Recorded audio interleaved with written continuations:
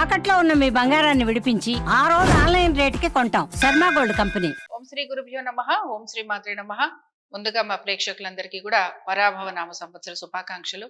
మీరెప్పుడూ ఆనందంగా ఉండాలని కోరుకుంటూ, అలాగే మీ మనసులో ఉన్న ప్రతి కోరిక తీరాలని కోరుకుంటూ నేను ఈ ద్వాదశ రాశుల వారి ఫలితాలను మొదలు పెడుతున్నాను. ధనురాశి ప్రేక్షకులందరికీ కూడా పరాభవ నామ సంవత్సర శుభాకాంక్షలు.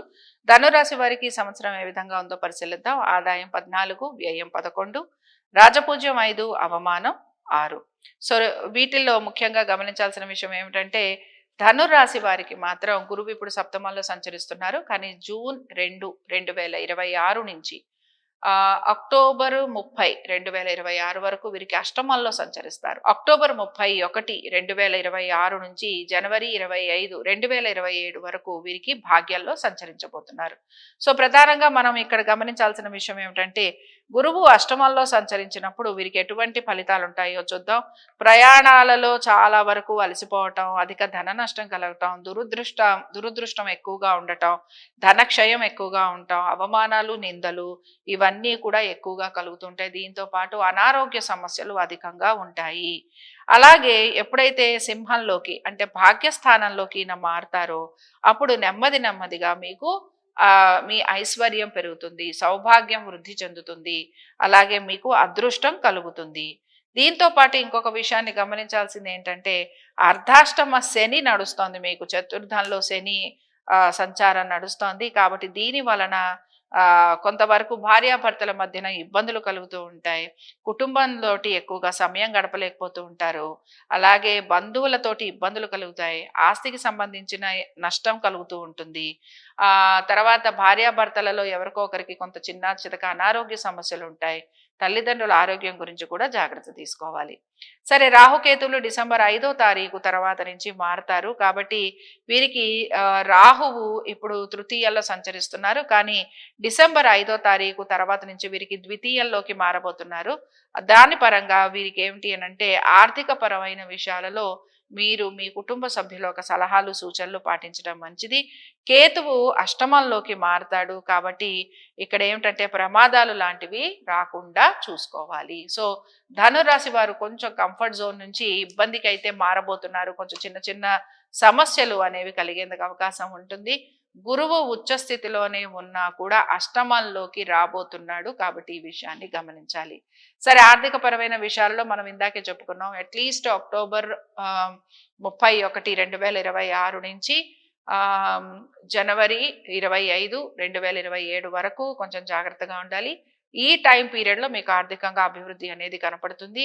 అలాగే మీ కృషికి తగిన ఫలితాలు కూడా మీకు కనపడుతూ ఉంటాయి. ఎప్పటి నుంచో రావాల్సిన లాభాలు ఏవైతే ఉంటాయో అవన్నీ కూడా వచ్చేందుకు అవకాశం ఉంటుంది. కుటుంబ సభ్యులతోటి కూడా కొంచెం చిన్న చితక ఇబ్బందులు అయితే ఉంటాయి.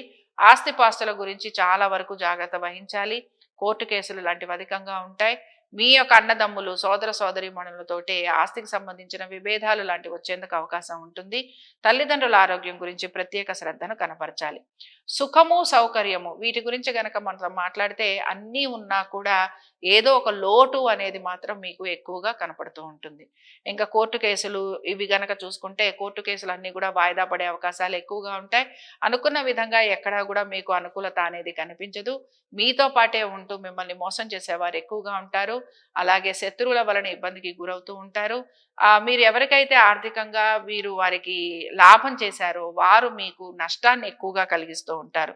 కాబట్టి ఆరోగ్యపరంగా ఇబ్బందులు కూడా ఉంటాయి గనక జాగ్రత్తగా ఉండాలి. వివాహ ప్రయత్నాలలో పెద్దగా ఇక్కడ ఆశించినంత మార్పులు చేర్పులు అయితే ఏమీ లేవు. ఆల్రెడీ వివాహమైన వారు మాత్రం కొంత జాగ్రత్తగా ఉండాలి. కెరియర్ పరంగాను అలాగే వ్యాపార పరంగాను పెద్దగా మార్పులు అయితే గోచరించడం లేదు. ఉన్న ఉద్యోగాన్ని, ఉన్న వ్యాపారాన్ని నెమ్మదిగా నిలబెట్టుకుంటూ ముందుకు సాగేందుకు ప్రయత్నించాలి. సరే, మరి ఇంకా ఈ రాశి వారికి ఈ సంవత్సరం ఎటువంటి గ్రహ ప్రభావం వలన మీరు ఎక్కువగా పాజిటివ్ అండ్ నెగటివ్ వైపు ఉంటారో చూద్దాం. గురుగ్రహ ప్రభావం వలన జ్ఞానము, ఆధ్యాత్మిక చింతన, గురువుల సేవ, తల్లిదండ్రులకి సేవ చేయటము, ఏ పైన సరే కొంచెం మంచి పనులకి, మీ ఆర్థిక పరమైన విషయాలు అంటే మీ ఆర్థికంగా మీరు ఆర్థికంగా ఎదుగుతూ ఉంటారు గనక అందులో కూడా మీరు నలుగురికి సహాయం చేయడానికి ఎక్కువగా మీరు ప్రయత్నం చేస్తూ ఉంటారు. సో మీ కర్మలను మీరు చక్కగా ఇంప్రూవ్ చేసుకుంటూ ఉంటారనమాట. అందుకని ఏంటంటే దీన్ని మనం పాజిటివ్‌గా తీసుకోవచ్చు. అలాగే ఇక్కడ బేసిక్‌గా ఏంటి అనంటే ధర్మాన్ని పాటించడానికి మీరు ఎక్కువగా ప్రయత్నం అనేది చేస్తూ ఉంటారు. బట్ ఇక్కడ మళ్ళీ గమనించండి. జూన్ 2 నుంచి అక్టోబర్ వరకు ఒక స్ట్రగుల్ ఉంటే, అక్టోబర్ నుంచి జనవరి వరకు మనం మాట్లాడుకున్నాం. కాబట్టి ఈ సంవత్సరం మీకు ముఖ్యమైన విషయం ఏమిటి అంటే మీరు ధర్మంగా, న్యాయంగా, ధర్మబద్ధంగా ఉండడానికి ఎక్కువగా మీరు ప్రయత్నం అనేది చేస్తూ ఉంటారు. చెయ్యాలని కూడా చెప్పుకుంటున్నాం. సరే, ఇంకా తర్వాత విషయం ఏమిటో చూద్దాం. ఇంకా బేసిక్‌గా ఇక్కడ మీకు కలిసొచ్చే లక్కీ కలర్స్ ఏమిటి అనంటే పసుపు రంగు మీకు కలిసొస్తుంది. అలాగే మీకు బంగారు రంగు కూడా కలిసొస్తుంది. జెమ్ స్టోన్స్‌లో మీకు యెల్లో సఫైర్, పుష్యరాగం, కనక పుష్యరాగం బావుంటుంది. లక్కీ డేస్‌లో మీకు గురువారం కలిసొస్తుంది. ఇవి ధనురాశి వారి ఫలితాలు.